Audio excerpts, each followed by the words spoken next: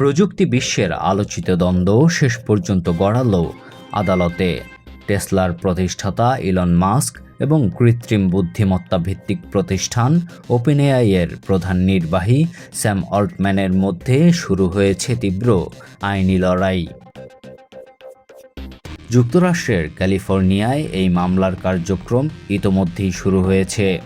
Elon Musk অভিযোগ করেছেন, মানব কল্যাণের উদ্দেশ্যে যাত্রা শুরু করা ওপেনএআই এখন সম্পূর্ণভাবে লাভকেন্দ্রিক প্রতিষ্ঠানে পরিণত হয়েছে। মাস্ক দাবি করেন, প্রতিষ্ঠানটির এই পরিবর্তনের বিষয়ে তাকে কিছুই অবগত করা হয়নি এবং তারই অর্থ ও পরিচিতি ব্যবহার করেই গড়ে তোলা হয়েছে এই বিশাল অর্থনৈতিক কাঠামো। মামলায় মাস্ক প্রায় $150 বিলিয়ন সমপরিমাণ ক্ষতিপূরণও দাবি করেছেন, যা প্রযুক্তি ইতিহাসের অন্যতম বড় মাপের অর্থদাবি হিসেবেও বিবেচিত হচ্ছে। অন্যদিকে ওপেনএআই বলছে, মাস্কের অভিযোগ সম্পূর্ণই ভিত্তিহীন। প্রতিষ্ঠানের পক্ষ থেকে বলা হয়, মাস্ক মূলত নিজের নতুন কৃত্রিম বুদ্ধিমত্তা গ্রোককে এগিয়ে নিতেই এই মামলা করেছেন। মামলার সবচেয়ে আলোচিত অংশ হয়ে উঠেছে 2017 সালের একটি ব্যক্তিগত ডায়েরি।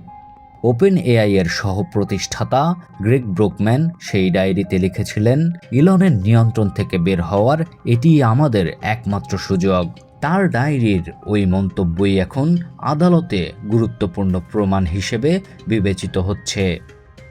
এদিকে এই মামলায় সাক্ষ্য দিতে পারেন প্রযুক্তি বিশ্বের আরও প্রভাবশালী ব্যক্তিবর্গ, যার মধ্যে মাইক্রোসফটের প্রধান নির্বাহী সাত্য নাদেলাও রয়েছেন।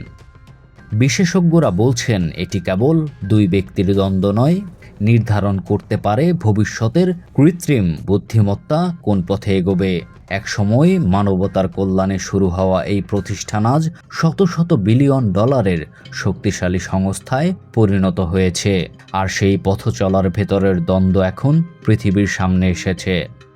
সর্বশেষ প্রশ্ন থেকেই যায়, তবে কি কৃত্রিম বুদ্ধিমত্তা সত্যি মানুষের জন্য, নাকি শুধুই ব্যবসার একটি মডেল মাত্র?